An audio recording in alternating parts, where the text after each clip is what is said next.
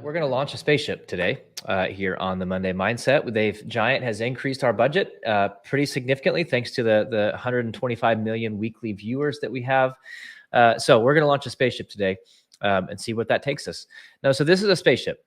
And I've been thinking about spaceships the last couple months. My 6-year-old, his room, he wanted it decorated with a space theme. So there are spaceships and rockets and stars and galaxies, all these things kind of in his room.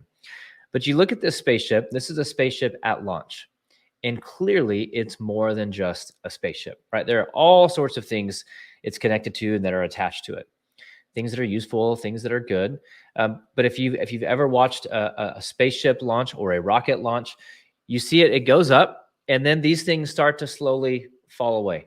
As it reaches new heights, these things start to fall away from the spaceship or from the rocket. And essentially, just for simplicity's sake, what these mostly are just fuel, right? It's fuel to get the spacecraft, get the rocket to certain destinations, to certain heights.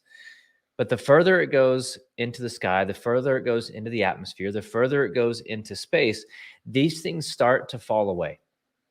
And it's really interesting to think about because these things were good things. They were useful things. They were helpful things that got it to where it needed to be to a certain degree. But in order for that ship, for that craft to get where it wanted to go, for it to get to its desired destination, it has to shed these things because ultimately they're going to hold it back.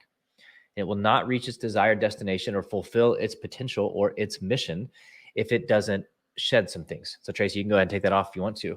But I think that matters for us, right? It's a really good picture of us and our lives and our pursuits, and not of like success or wealth or fame or any of those things, but of significance, of maybe a skill, of leadership, of influence. To say maybe you've had some habits and some mindsets that have been helpful. They've gotten you to this place in your life and they've been okay. They've been good. But you also know that you are designed for more.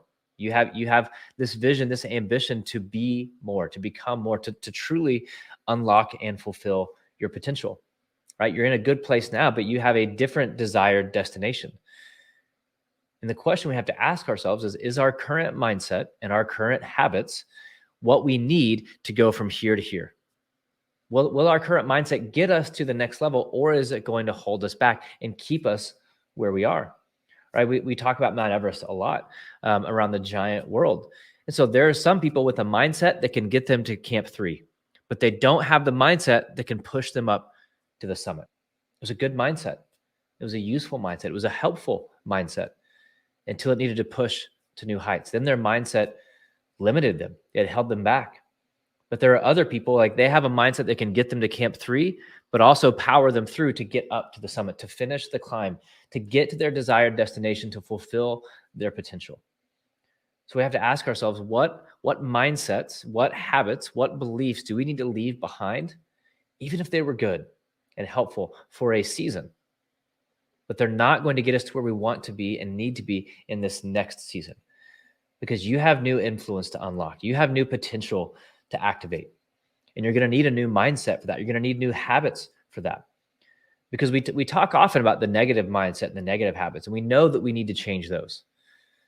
But often we look at our habits and our mindsets like, yeah, but it's been good. It's been helpful. Things are going okay.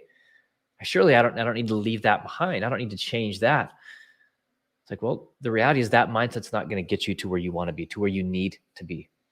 You're not going to reach the heights that you were intended to reach or climb or fly with an old mindset. You're going to need new thoughts, new beliefs, new habits, new actions.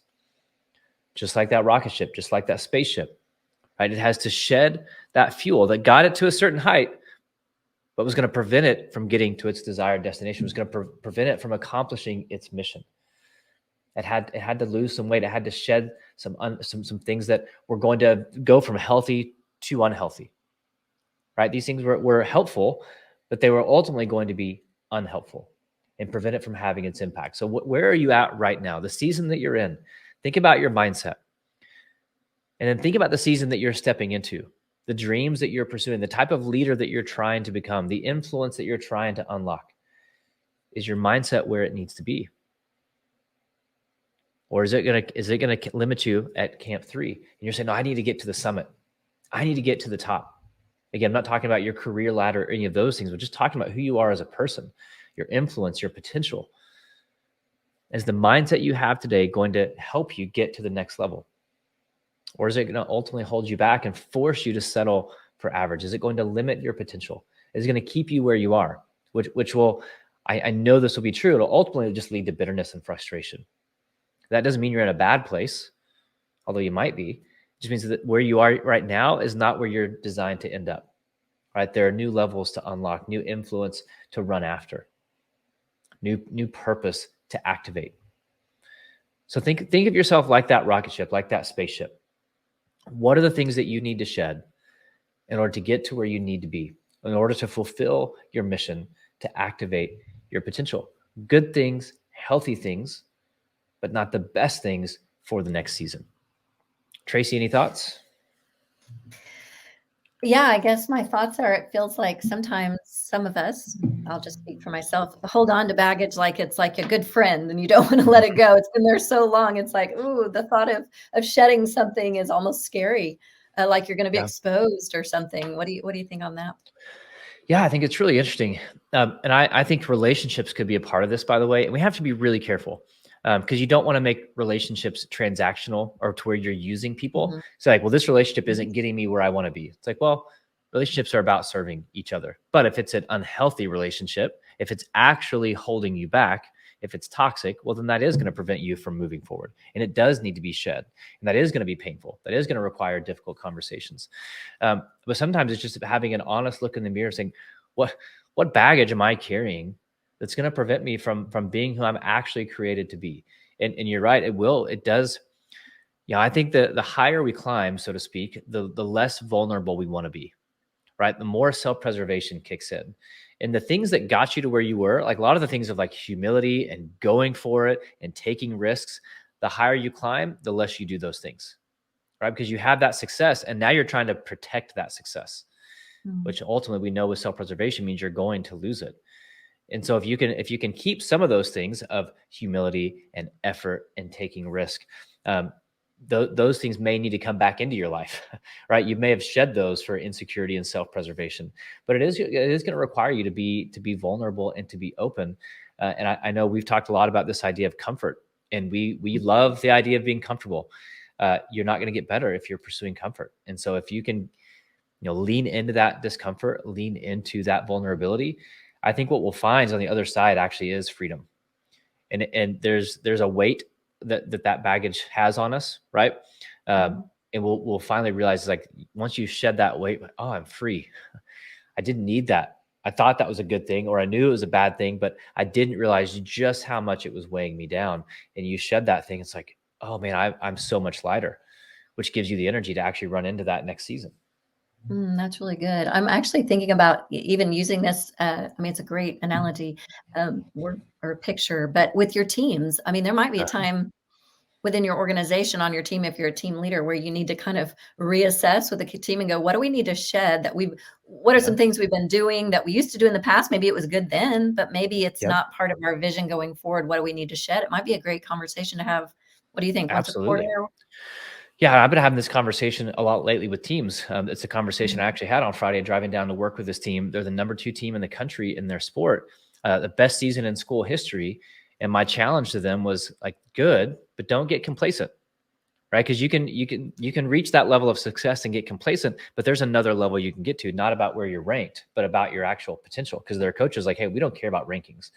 Like we want to make sure we have the right habits to get us to where we actually can be. We haven't come close to reaching our potential, but they can play it. They felt like they can play it safe because they're ranked so high.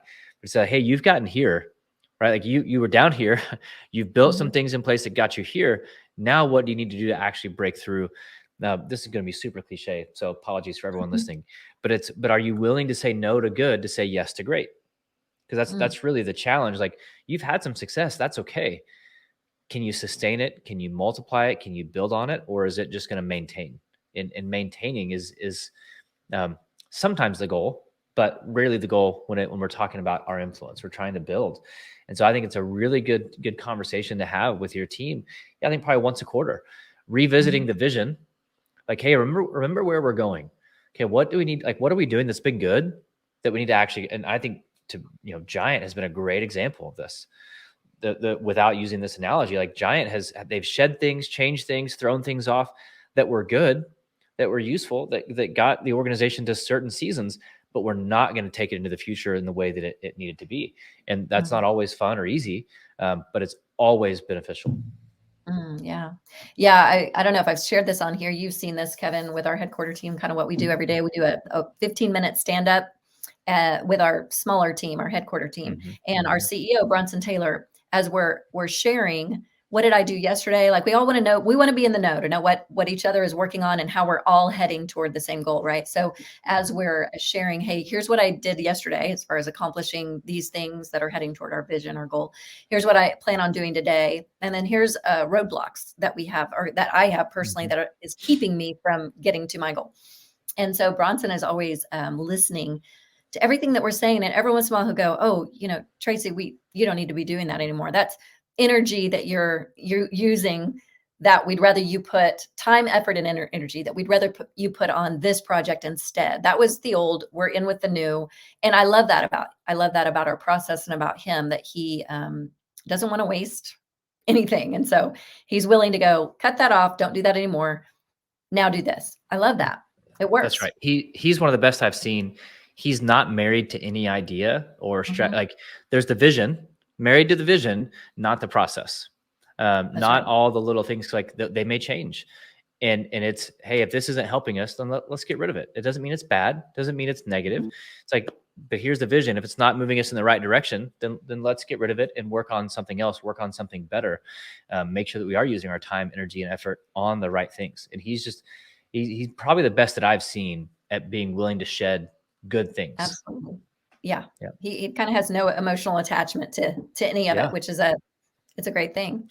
It's hard. Margaret, I think it's really refreshing. Like, it's different. People don't operate that way, right? And we can get really defensive. Well, like, that was my baby. That was my idea. Yeah. Who cares? Like, who cares? Is it making you better? We got to be honest with ourselves. That's right.